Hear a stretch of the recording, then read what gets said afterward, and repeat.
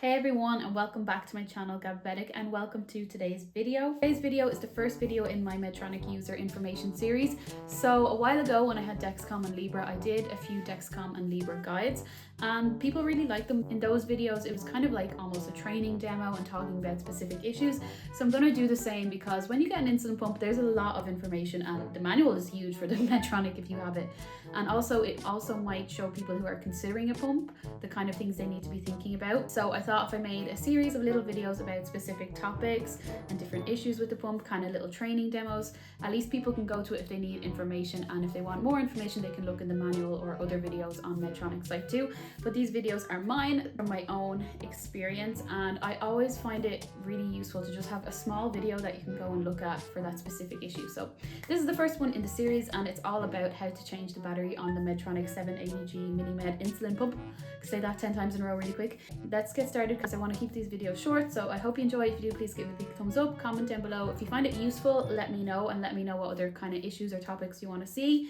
And subscribe if you're new to the channel. So let's get started. As you know, the first video is this one today, which is all about low battery alert / changing the battery on the Medtronic 780g insulin pump. The reason I'm doing it today is because I actually received the alert. So I received, I'll show you now on the pump this morning, low battery pump alert, which says replace battery soon. And if you look in the user guide, this is the information that it gives you. I think an important thing when you get this alert is not to panic, because you actually have up to 10 hours, I think about 8 to 10 hours to change your battery.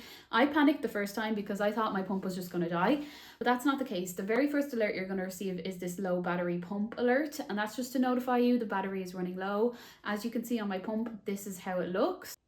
And the display will look like this on the pump. You'll see the low battery symbol there. And in battery status, you can see how many units are left and that it's also in the low red symbol. And this is how it looks on the mobile app. You can see the little vial that's in red showing that it's low. If you click on it as well, it says low battery pump. When you receive this alert, all you have to do is clear it by pressing OK. As the information says in the guide, you want to replace it as soon as you can. You have up to 10 hours, but the sooner the better. I'll just talk about the other alerts you could receive before we go ahead and change it. So say 8 to 10 hours goes by, it's getting close to the time where you actually really do need to change the battery.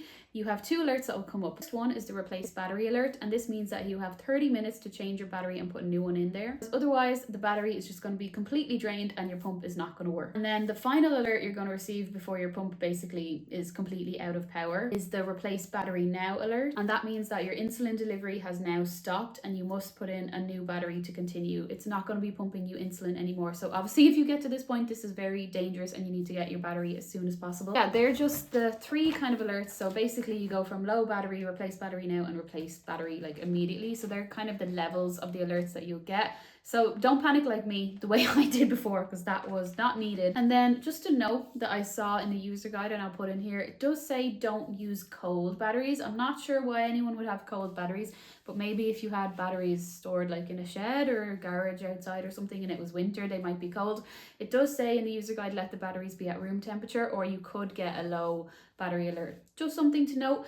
But let's go ahead now and change our battery. So of course, if you're about to change a battery, make sure you're not like in the middle of an insulin delivery or something. Let that finish going through. Make sure there's no alarms going off, that you've cleared them, pressed OK, because that might cause issues if you don't.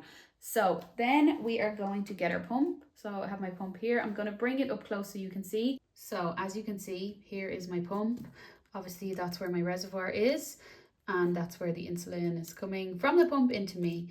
This is where the battery goes. As you can see, there's AA written on top. There is a note in the user manual about specific types of AA batteries, so I'll put a little picture in here. You can go and have a look in the user manual if you want to see more about that. But anyway, it needs AA batteries. Now, the way to get the battery part off here, there is only two ways. First of all is that you can use a coin, put a coin in here and twist. But the more useful way is that you actually have a pump clip which comes with the pump. Taking this off the back of my pump, it comes in the pump box when you get it. And the way you can use this to open it is you actually are going to use this kind of raised part at the bottom. It's going to go into there. We're going to do it in a minute.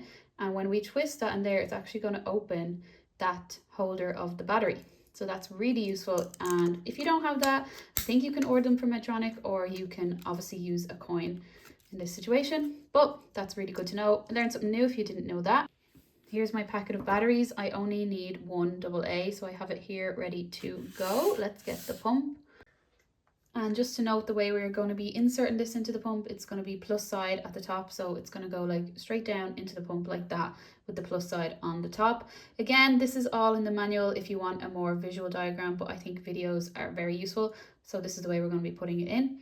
So let's go ahead and change my pump now, because as you can see, I am low battery. So I'm going to go ahead, get my pump belt clip. Try show you as best as I can, but I have to do it quick. So twist it, it starts to come off.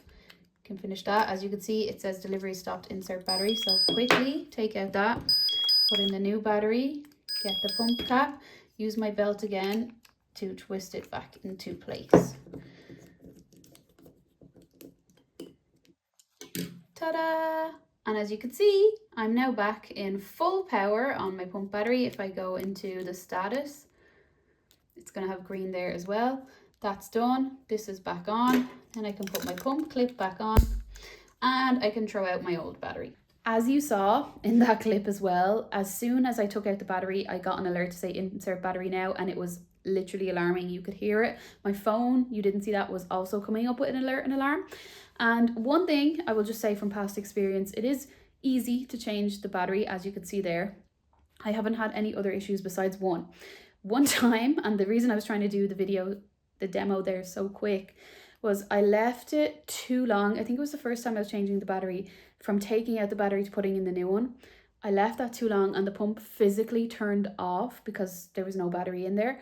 And then when I did put the battery in and turned it back on, my sensor was stuck in sensor updating for a while. I had a look through the Medtronic user guide. I couldn't see anything about having a sensor updating issue when you're changing the battery, but that is something I found. So maybe bear that in mind. Be ready when you're about to take out the battery to immediately put in the new one, because if you don't, the pump will power off, and then when you put your new battery back in, your sensor might be stuck in sensor updating. Now, it was stuck for about half an hour. It wasn't too long, but that made me nervous as well that I was going to have to change my sensor. But anyway, my battery's changed now. I usually get about 2.5-3 weeks out of a battery. Yeah, I think that's a pretty long enough time. And yeah, I hope you enjoyed the video. I hope it was helpful. Please let me know if there's anything else you want me to discuss. This is the first video in the series, so there'll be plenty more to come. We'll be talking about putting on new sensors. We'll be talking about changing the infusion set. We'll be talking about any other alerts or issues that come up when I'm using my pump, just to share with people and to make people's lives easier. And also to give information for those maybe considering Medtronic. You know, maybe you don't want to use physical batteries. Maybe something like the T-Slim, where you charge it up like a phone, would suit you better. So I hope you enjoyed the video. Thanks for watching. Please subscribe if you're new here, and I'll see you all in the next video.